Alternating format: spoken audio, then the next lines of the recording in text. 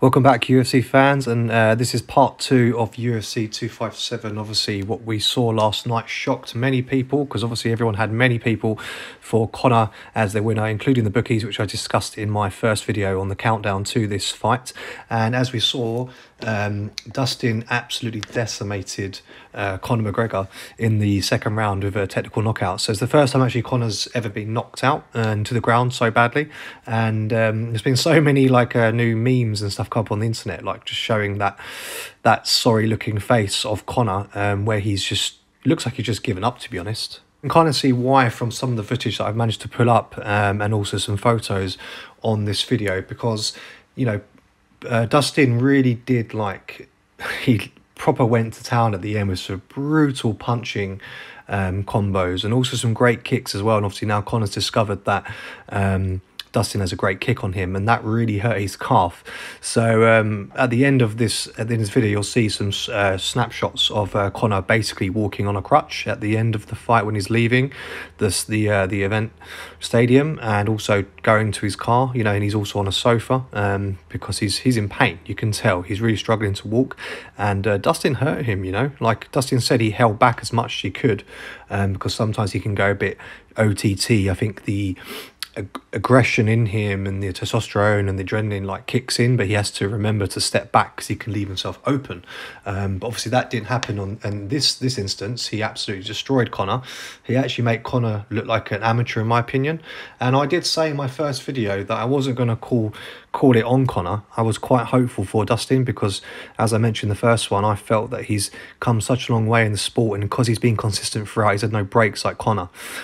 He is a better fighter. He's more fresh and he's more hardened to it. And I think Conor was just absolutely rattled because he couldn't end it. He was saying he was going to do it in the first round, 60 seconds, or at least the second. And everyone on the internet was saying, Dustin has to make it go past 3 rounds or more to really stand a chance, because Conor won't have the gas to keep going. But that was certainly not the case. From the first round onwards, he was relentless, and he was like, how can I say, he was like a train just going straight through him. Like Conor had stood no chance. There was some good defense, but overall, like I said, Conor wasn't the fighter we've seen before. And obviously everyone gets their bad days.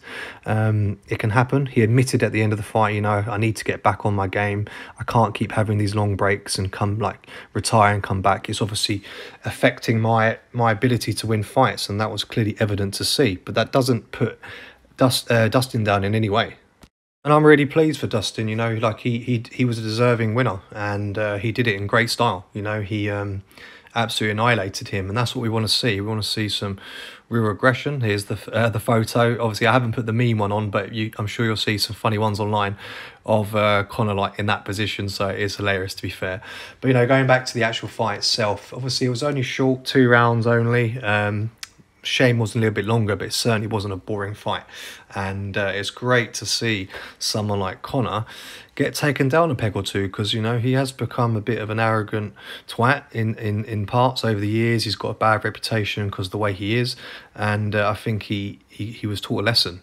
Dustin hurt him and reminded him of not to think you're untouchable and invincible just because you're the big name in the sport. Result of obviously this victory for Dustin, he's obviously got his revenge. He says he doesn't really see it as that. He did what he was meant to do.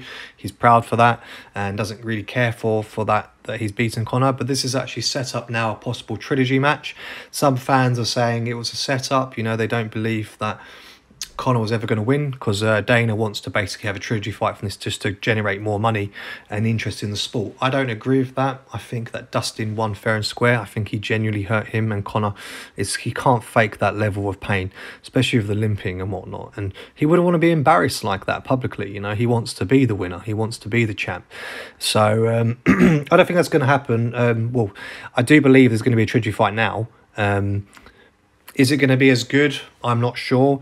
Obviously, there's a lot going on. But what was nice about these two, despite obviously the fact that Conor lost, the respect between the two of them from every aspect of this, the lead up to the fight, going for the weigh-ins, obviously, and then post-fight, it was all there. There was no young hostility between them. You can clearly see they've grown up, and they're mature men now, and you know they're both fathers, so they think, who cares, like we don't need all this ego anymore. Fortunately, obviously, because of copyright and how strict UFC are on YouTube, I can't obviously show you much more footage, but I do have some footage actually of Khabib and Dana having a chat about the possibility of coming back to a fight. You know, obviously Dana's really trying hard to get him back into the division, despite obviously retiring after his last win against Gaethje and announcing he won't return because of respect to his mother for his father's passing.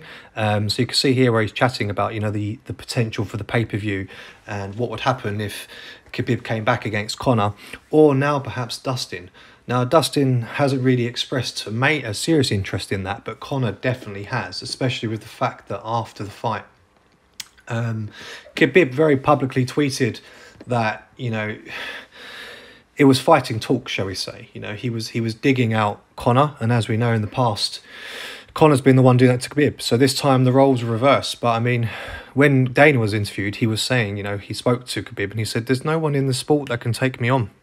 I've beaten these guys before. You can see the 2 photos there.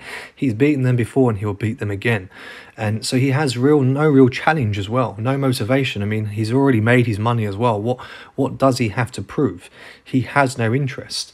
So I'm not sure it's going to happen. Conor did retweet back to him, you know, made a statement that if he wants to prove himself, and, you know, about his disrespectful comments towards him from Khabib, you know, come and show me who you are. You know, let's fight again. Let's have a rematch.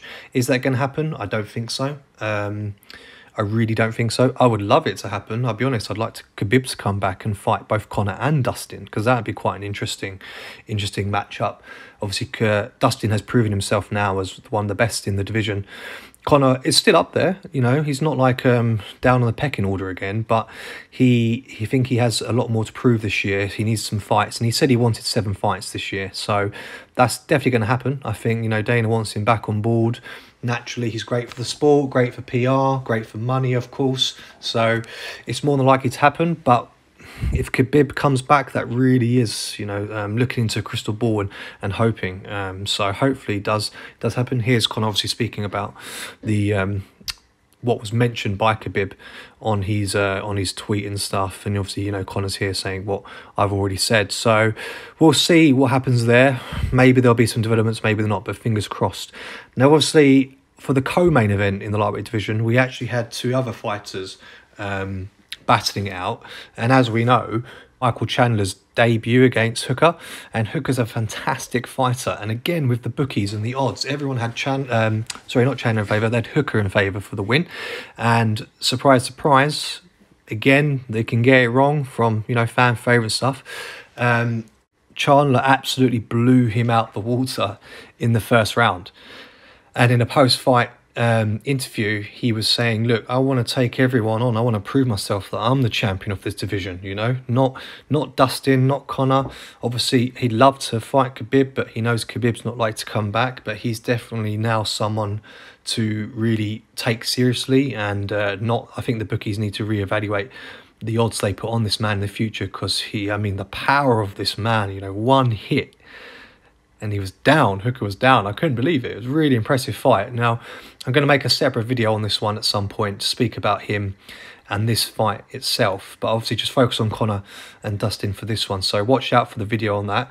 Let me know what you think about on both of the fights, if you managed to see both of these fights, particularly with Conor and Dustin to start. But I also want to hear your views and opinions on what's going to happen with Dustin. Now, Dana has said that he has to actually fight Chandler. Here, Dustin is saying he's got no interest in that. But I mean, you know how it works in these sports. They can't choose who they want to fight. It's up to Dana ultimately in UFC. Dustin's certainly not going to be fighting Gaethje as he lost to Khabib, because he's retired. So he's beaten Conor now. So who's next ultimately? You know, there's not really many people. So yeah, so back to the respect thing. Obviously, this after the fight, you can see real respect. Conor wants to fight him again. You know, he respects the fact that he beat him. I think he really does value that he was beaten by the better man that day. So fair play to Conor. I can see he's growing up a bit and matured, and I like to see that. He needs to grow up because he's in his 30s now. So playtime's over as a boy. But let me know what you think in the comment section below, guys, about the fight. Did you enjoy it? What were your highlights? Pros and cons, and obviously, what do you think about Dustin's future now moving forward in the UFC after this great victory last night. So I hope you liked the video, and if you did, as always, please remember to like, comment, subscribe, and also share. And until next time, I'll see you soon. Amigo One Finis, signing out.